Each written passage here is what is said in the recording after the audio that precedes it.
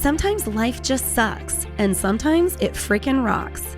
We will discuss all the things from family and real estate to travel and just life in general. So take a seat, or don't, you do you, and welcome to the Lambadass Podcast. Welcome, Matt and Lisa Hunter. Hello. You two are some of my favorite people. For those of you who don't know, Matt and Lisa are good friends of ours. Lisa and I met years ago at a local training facility. We were training like our bodies, like to be healthy. I was not going on a run or anything like that. And we became instant friends, and now our kids are friends. And I am so excited to have you guys here. The main thing that I want to talk about is short-term rentals with you guys. So many people are intrigued by not only your business model, but how you guys do the things that you do. And before we go down that rabbit hole, I have to ask, do you guys fight? Because when Sweetie Pie and I, I want to know, when Sweetie Pie and I are like doing any sort of home improvement thing together, Yes. like it's almost divorce style. So how is it for you guys down in that realm? Go ahead. Oh, you go ahead. No, we don't. And that's honesty. Like we don't. There's little like disagreements on design and stuff. And but overall, I think we communicate very well. And I think that we play off each other. Like Lisa knows her role, I know my role, and together we complement each other. I do have one example of something that was pretty funny. When we got our first cabin in the mountains that you sold us, Lauren. We were working on design, and there was a downstairs bathroom, and I'm like, let's convert this bathroom. We'll add the shower. And she said, well, where are we going to put the sink? I said, right out here in the hallway. And she's like, absolutely not, right? It's just like, so it's just funny because we had a big disagreement over it. But yeah, she was right on that. So, but do we fight? What do you think, Lise? Well, I think it works with us working together because it's been like gradual. It wasn't something like, that's true. Hey, like all of a sudden we're going to start a business on Monday and we're going to start working together and we're going to be together all the time and do all this together. He was still working his full-time, running his freight business. And then on the side, we were starting to get into the short-term rental business. And then in January, when he sold his business, it was like, okay, we've already prepared all of this. We're now going to jump into this full-time because that was the kind of the plan all along. So I think it works for us because it was this gradual thing where we got used to working together and it wasn't just like, okay, we're going for it and we drive each other crazy. But of course, we don't always agree on things, but just like in marriage, there's a lot of compromise that happens. You know what I mean? Like with anything, like, okay, I don't really love that color, but I think I can get used to it. Or you love this couch. It's a compromise, just like in marriage. So I'm just going to go with the fact that you're making homes essentially for other people.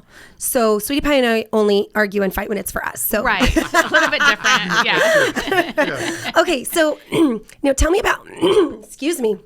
I was telling Billy, we were at the lake all weekend, and I'm like, okay, when the kids are on the tube and stuff like that, and I'm yelling at them, and are you okay and stuff. Now I sound like a man. They can't hear you. And they can't hear me at all. But I'm fully convinced that if I just yell a little bit louder, they'll hear me. You're being a mom. I'm here for it. I get it. So tell me about you guys getting into it, because I listed the property up in the mountains, and Matt, you actually hit me up. I had no idea that you guys were even looking for, something. I don't think we did either. Okay, we didn't really so know you either. weren't. Yeah. So funny story.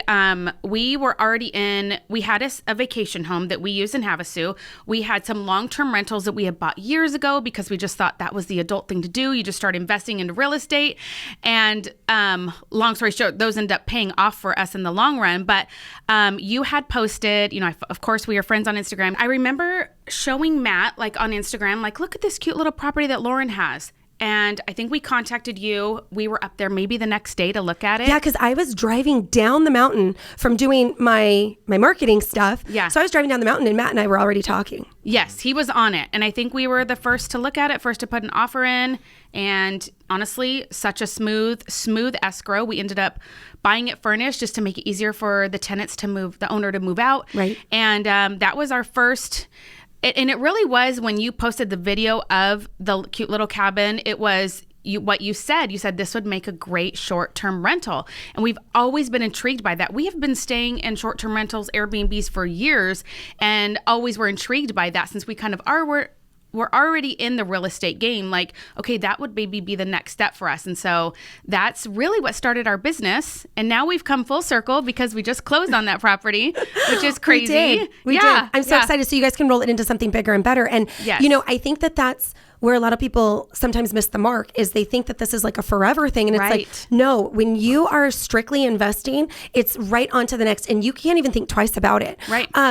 It's funny because I think I've shared this with you guys before.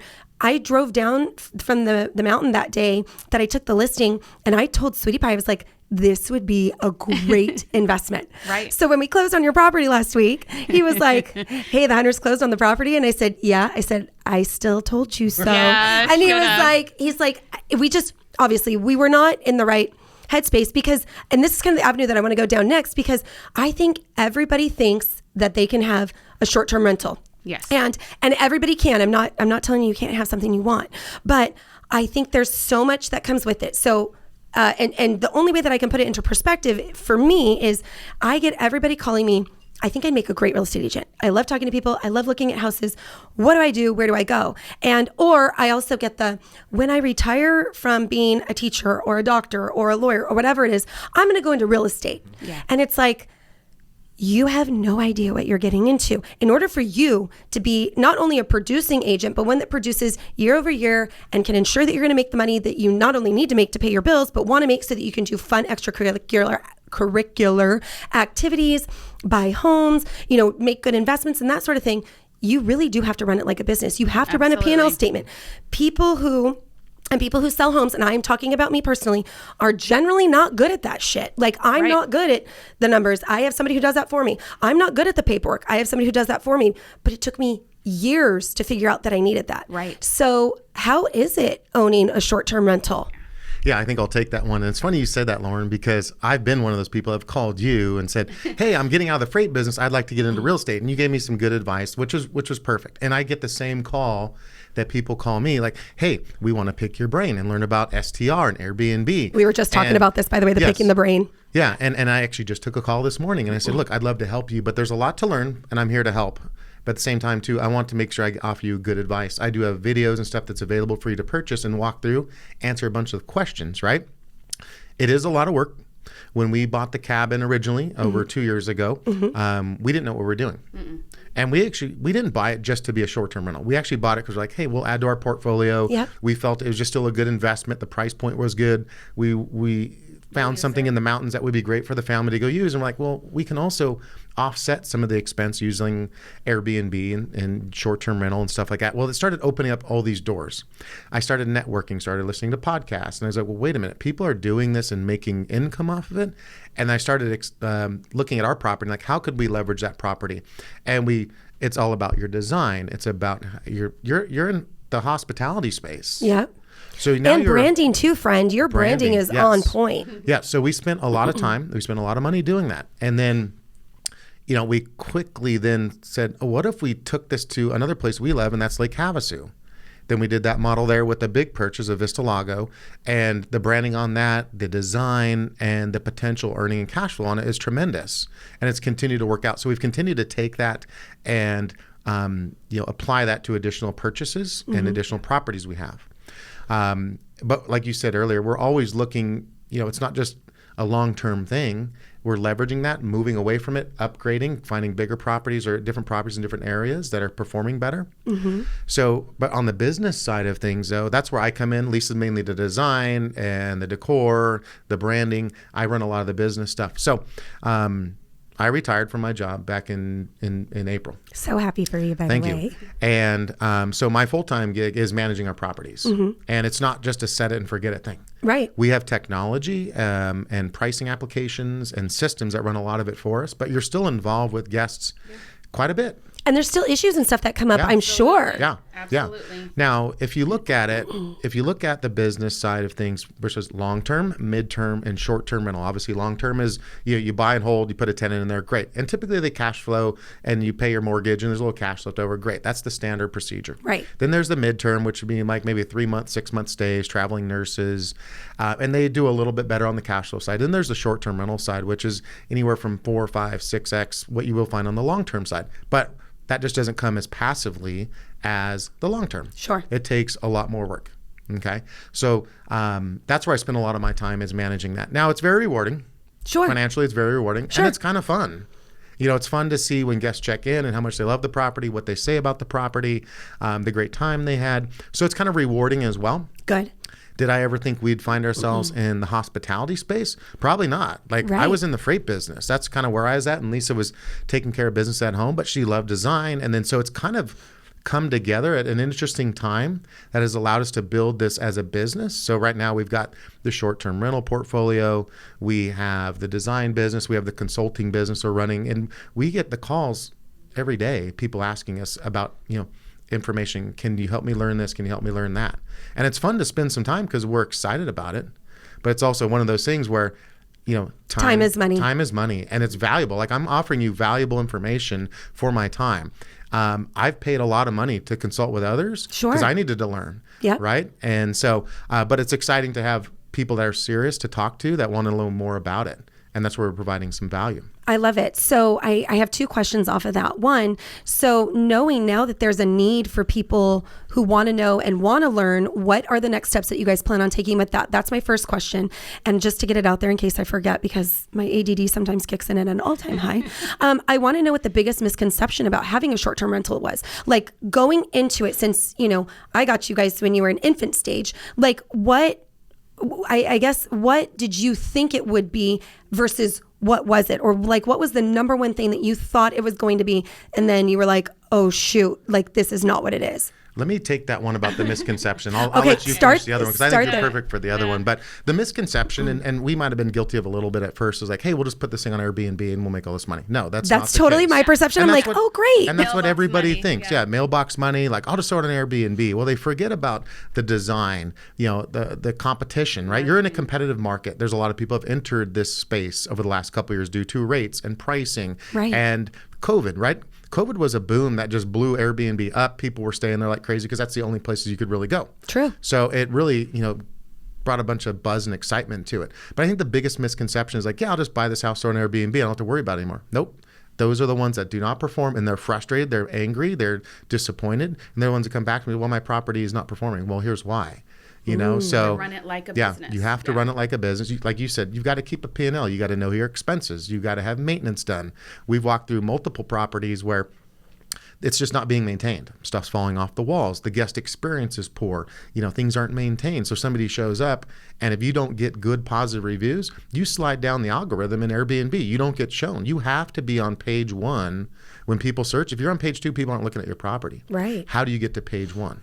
Right? And that's where we've spent a lot of time learning and understanding how to get to page 1. And there's a lot of strategy to that. Pricing, reviews, systems, things like that. Marketing. So, Your marketing is incredible, especially right. on social media. Right. The marketing and all that stuff. So that's the biggest misconception. So you thought that you were just going to throw it on Airbnb and then really. I don't know if we had the misconception. Like we knew it would be a lot of work because we've stayed in Airbnbs before and we kind of knew like the experience we wanted to provide. But many people contact me, or I've seen it out there where there's like, yeah, I'm gonna go buy a house down Havasu because I see it, and I'm like, I need to spend some time with you because I don't want you to have a bad investment. But here's what I can tell you, so you're prepared, right? Yep. So. And the other thing I can add to that is you're constantly pivoting. Like you think, guests check in and things are going good, and then bam, we got a plumbing problem. We had one of those at Vista Lago the other day, and it's like you have to have people that you can count on, that you can call. We need a plumber. We need to get them over there right away. We're out to dinner, but he's on the phone because he's dealing with those issues. Yep. So you're constantly pivoting. You're constantly trying to make sure that your guests are having the best experience possible. And I think we've actually done a really good job in that. And by connecting with local people that you can trust, that totally helps. We tell people all the time, you need to have people that have your back, that you can call. Hey, can you run over to the house? Hey, can you do this? Especially if you're not local and you're not in the area, that's super important. How do you find those people though? Because if I want to buy, something in the Smoky Mountains. Yeah. I mean, I know that that's a really hot spot for a lot of vacationers. So how do I find those people? Where am I looking for them? Am I bonusing them out?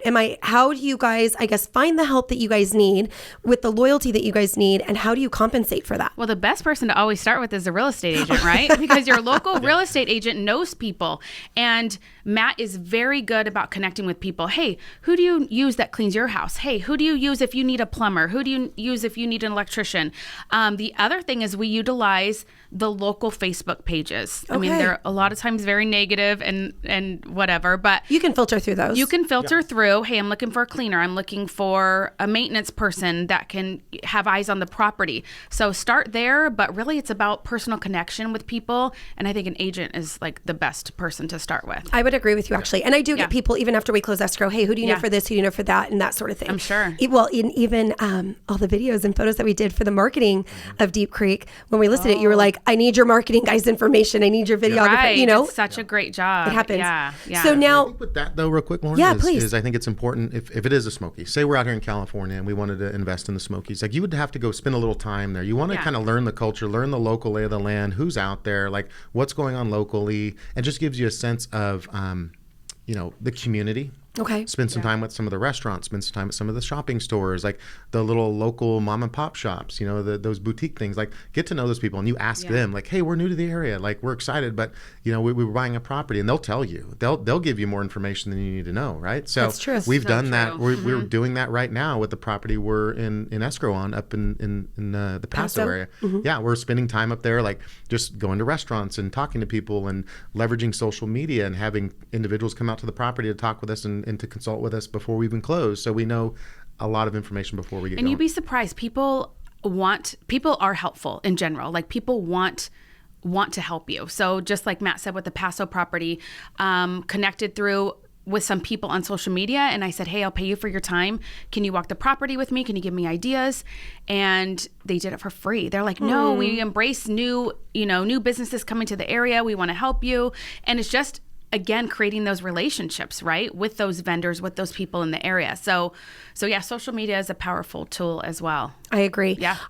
So how are you guys leveraging what you guys have done now to help people? Like, what kind of realm is that going to open up for you guys then, as far as consulting and stuff goes?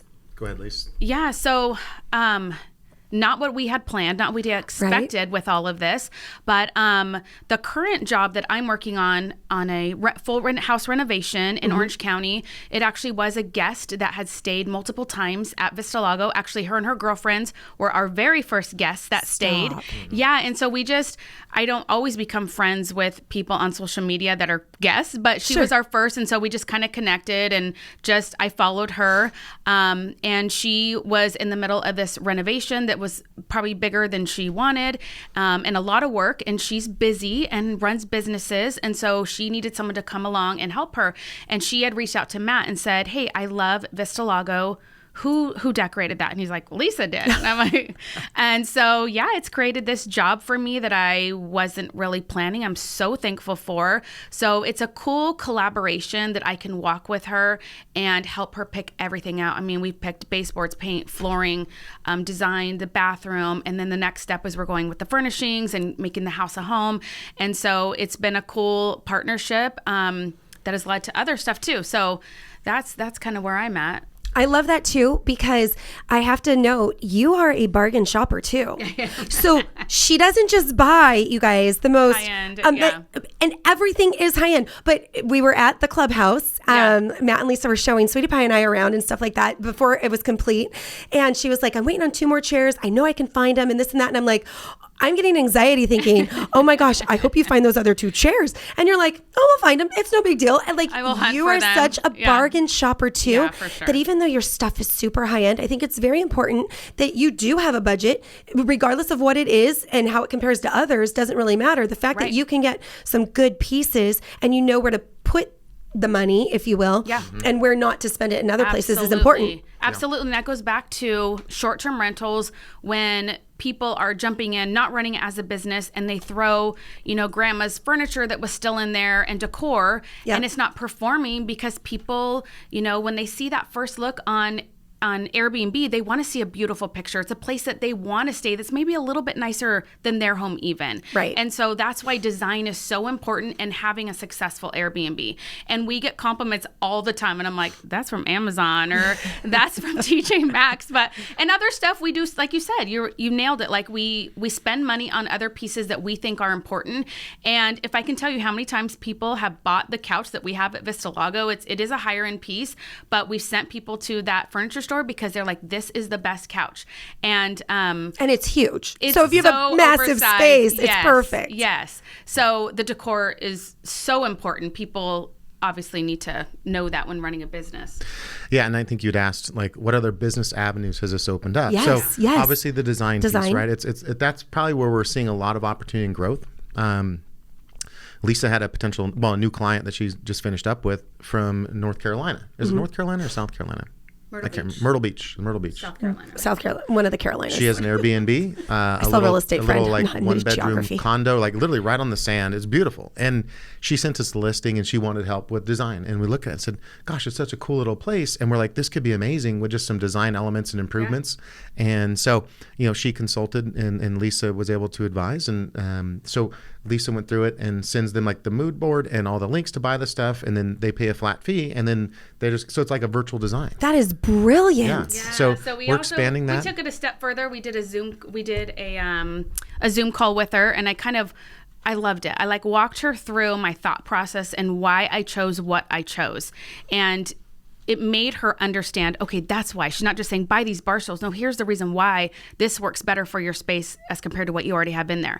And so I sent her every single link. So all she has to do is go through, order it all. She had it shipped there, and then she sets it up. So I'm just waiting for her after pictures. But yeah, cool opportunity. I love that so much. Yeah, so the design is really starting to expand. We're super excited about it. I even love the design. Like, I love looking at the listing and say, okay, if I'm on the other side of the screen and I see this or I see that or I don't see this, like, am I going to click in this listing? No. Yeah, they call it your hero photo. The first photo that they see on Airbnb, they're scrolling. What's the one that's going to grab somebody to click on that versus all the others? Just like you deal with when you're trying to sell a property, right? Yep. What's the hook, Yep. right? So we're excited that part of our business that's growing. Obviously, our portfolio of properties is growing. The other thing we launched was a master's class about 2 months ago, because we would get the call like, hey, I want to pick your brain. I want, can you tell me about your Airbnbs? And thinking, why don't we present a class and bring people in? It was a virtual class. It was incredible, by the way, the feedback that I alone got from it. And thank you so much, by the way. You guys totally gave me a shout out. That means a lot to me. So thank you. That helps my business, as you know. So thank you. So we offered that class. We had 10 people sign up, which was super exciting for us. I remember when we first launched it, we're like, if we can just get a couple people to sign up, how cool would that be? And then when we first launched it, I'll admit, it was like crickets. We launched it probably 3 weeks in advance to the course taking place, and there was really nobody signing up. Sure. Most people are last minute, which we realize that now. So we pushed heavily on just marketing it and talking to people about it. And then it created a buzz and everybody wanted in on it. So we had 10. And we think that's something we can offer virtually, as well as even just have it in a mix to where somebody can just click and buy. Sure. They can go click and buy and have the videos and learn. I think we also launched it kind of right when summer was starting, and people, they wanted to be involved. It was all going to be recorded and offered to them, but they wanted to be live on it. And so I think our timing probably wasn't the best, but that's okay, because we needed to try this. We needed to put it out there, see what the response was, but we're still getting asked about it. And so we are still selling the class. We've actually sold probably 3 in the last couple weeks, where people will send them the recordings. But I think it's something we may do again in the fall, because we're getting requests for it. And I think a lot of people can benefit from it. And it may be somebody that takes a class and says, Airbnb is not for me. Well, maybe we just saved you a lot of money because you didn't have the heartache of getting into it. Or maybe people, they are excited about it, or it helped them. If they already have a short-term rental, it helped them make better profits because they're doing the different things that we've done that have helped us, or leveraging technology, or whatever the situation is. So the class was great. It was something that we had never done before, but sometimes I think that's one thing about Matt and I. We have, we don't really care what people think, and we're just like, we're moving forward in this. We're trying new things. If it doesn't work, that's okay. We didn't know what the class would be. We didn't know, like you said, if one person would sign up or 10 people. But the coolest thing we did, sorry, I'm totally rambling. You're fine. No, you're not. You're good. You're good. The coolest thing we did with the class is we offered a bonus call. So we did 3 group sessions, and then we offered them a half-hour call one-on-one, because every single person that took the class was in a different position. Brilliant. Yeah. And that was my favorite, because you really we still have a few to do. People are just busy, and we're trying to schedule those. But I love that one-on-one time and hearing where people are at and what do they need help with, and how can we help them even further. So that has been my favorite part, is connecting with people, Of course. Yeah. Yeah, so even in those courses, we talked primarily short-term rental, but we spent some time about mid-term rental, and even talked about long-term. We talked about our long-term rental experience. We talked about our business strategy. But I think the one key piece which excites me is the the business tax strategy that we've learned and developed. Yes. And that was huge for us. And I'll share a little bit about that right now because I think it's super important. to many I of agree your with you. listeners. In fact, that's great because I wasn't So even his thinking jam. that. I know he loves it. Yes. He geeks out over it. I He geek calls out me on and this. he's like, Lauren, you got 10 minutes? Okay, I got to tell you this. And I'm like, I geek out on my it. head And- just blows up because Yeah. I am so on like your, Yeah. Oh, yeah. when it comes to the tax thing, I'm like, you want to call Sweetie Pie and tell him? Yeah. So I was a high W-2 earner. Yep. So as a high W-2 earner, you're limited on on tax Write-offs and stuff. Write-offs, and you're limited. Basically, we had nothing. We couldn't write off anything. We had this amount of real estate, and I started hearing things about cost segregation and bonus depreciation. Started digging into that and figuring out what that means, and I just encourage anybody to just look it up, spend some time, talk to your CPA about it. I'm not Sure. a tax professional. Right. I rely heavily on our CPA. We are to not handle giving it. tax advice. We are This is not our giving tax disclaimer. advice. But long story short is if you're over $150,000 on a W-2, you have basically nothing you can write off. And so you're stuck. Now, if you can leverage your real estate with depreciation, it reduces your tax liabilities significantly. And there's cost segregation studies out there that can study the property, bring forward a tremendous amount of depreciation quickly, like year one, Yep. and even do look back surveys. So if you've got some property that's been sitting there for a couple years, and you haven't done a cost seg, you can go back and cost seg it and bring all that bonus depreciation forward and leverage against your taxable income now. So for anybody out there, that'd be my strongest advice is explore that because that's your leverage, right? And it almost encourages you to keep buying because now you get basically a discount. Call it a discount. You're basically getting a discount on what you pay in taxes and take that money that you're not paying in tax and rolling that into another Reinvest. property, right? And keep rolling that in. So that would be my biggest advice. And the thing that fascinates me the most because we were there and we were stuck and I found that. And a couple terms on that is you have to become a real estate professional. Do you have reps? Well, not that we have to be a real estate professional like you. You just got to show that you spend 750 hours a year managing your business. Now, Yeah, easy. yeah. Now, when that comes to short-term rental, though, it's called a short-term rental loophole.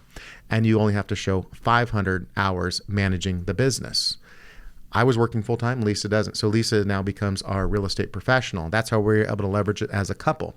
But yeah, you can produce and show that, hey, I spend 500 hours a year managing my, and then you open and unlock all those tax opportunities. Wow. Because if you don't have reps, you're stuck at $25,000 max that you can leverage on any depreciation, expenses, all that stuff against your income.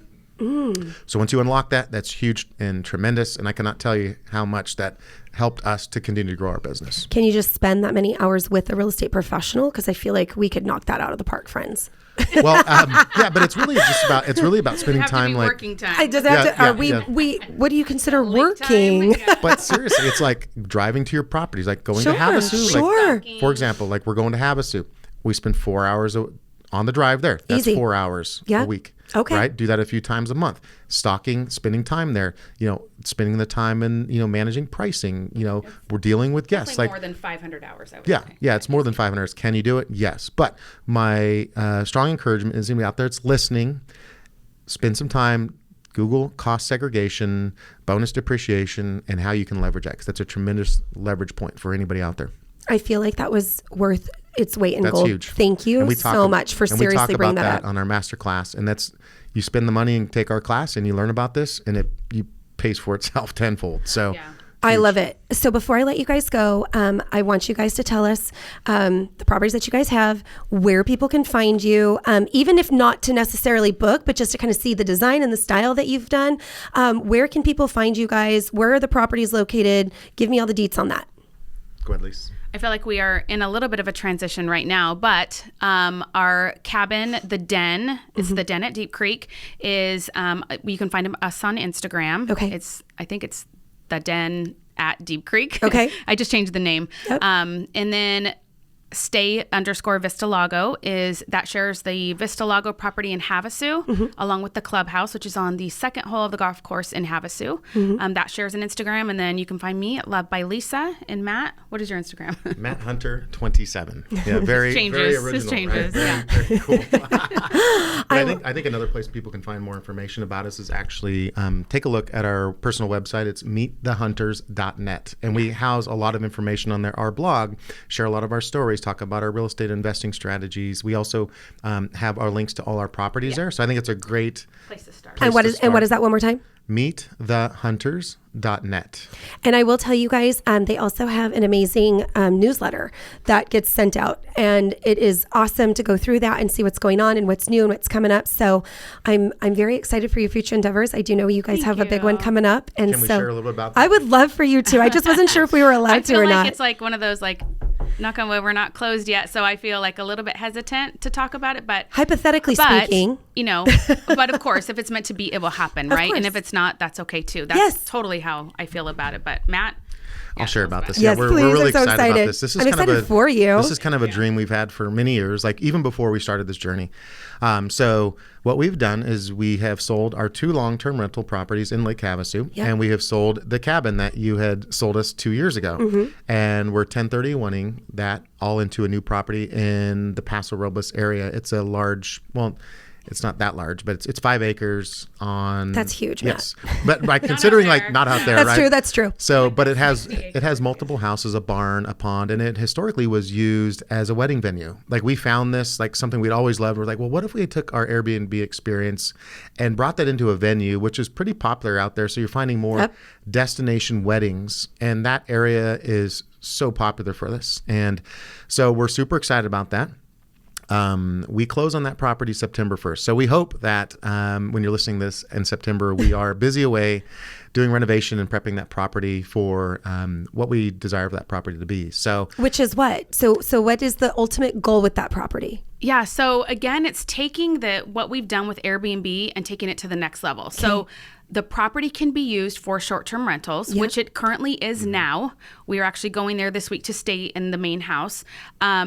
So people can come and they can enjoy the property. Like Matt said, it's 5 acres, has a pond. We even get the 2 swans that come with it. Stop it. You're going to have swans? 2 swans. What do they eat? we don't know. Oh, shit. We have a lot to learn. Figure it out. We have a lot to learn. Okay, yeah. so And again, swans- we're kind of stepping into this, but what I You're look like at it Lisa like, Vanderpump friend. that's hilarious. So anyways, but you hope to come from it. So and then it's a wedding venue, which it was a wedding venue previously. However, the current owners took it off the market or whatever. So our goal and our dream is to bring it back, but way more modern, more on brand with our marketing and what we do and our look, and then it just has so much potential because it has this amazing barn that it does need to be brought to code, which we've already hired architects. We've done so much research the last few months. And so that's our goal, is to bring it up to code. Okay. That may be a future phase, but the property itself needs a renovation. It doesn't need a renovation. We want to do a renovation. It needs to be hunter-fied. It does because brand. because it actually, like I said, it does pretty well as a short-term rental right now, but we're like, oh my gosh, we see so much potential in this place. So the dream is that a family can come with their friends, they stay in the property, they get married there, they do the rehearsal dinner. And I know some people are like, you guys are crazy, you have no idea what you're getting into, and maybe we are crazy. But I look at it as somebody's renting the space, right? We're not running the wedding. Like we'll have a coordinator there probably, or a manager, but we're not planning the wedding. Right. You know what I mean? You're providing the space. We're providing the space, basically, just like with an Airbnb. We provide the space for people. So I think it feels like organically like this is the next step for us, since this is our full-time job now. So we're excited about it. Again, if it's meant to be, it'll be.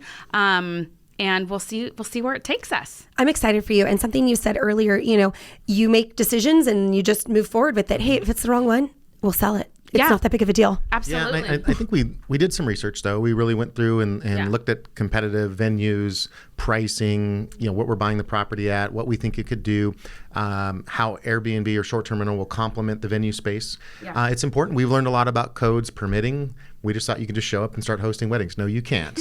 Right? There's certain requirements based upon the county. Live and learn. Yep. And the good thing about this is the property comes with a minor use permit, which is like gold, because trying to get a permit now is very difficult. Yep. The permit follows the property. Perfect. So it conveys. So it comes with the property as a point at the purchase, Yes. which is huge. And that allows us to do this from a business standpoint.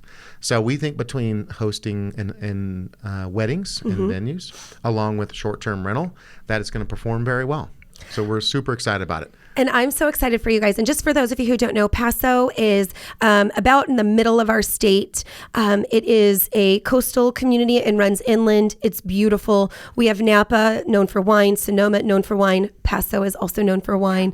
So they have amazing wines. In fact, there was a movie that put them like on the map for Pinots and stuff like that. So I think it's It started a with wonderful. an S. What was that movie? Sideways. Sideways, Yep, yes. I remember. I don't even think I've seen the whole thing either.